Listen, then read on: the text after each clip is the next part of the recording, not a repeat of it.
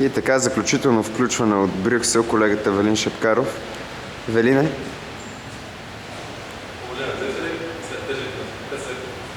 След тежък запой. Ден изпълнен с изключително тежки и завързани дискусии, пленарни заседания. Е време да починем. Като цяло, пленарна аспект на днешния ден, мога да кажем, че след че продължи 3 часа и половина пленарни заседания, бяха взети крайни решения, които утре ще бъдат продължени за 3 часа. Запознахте се за представите на европейските, на които сте гледали, успяха да се познаят повече и климата да бират побира заедно. Което очакваме да продължим също.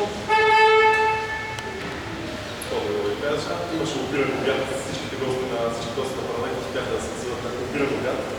И сме си вече убедени, че не само българските депутати ядат стабилно и ефтено. Благодаря ти, Велине. Нови включвания от нас и от Брюксел. На здраве! На здраве!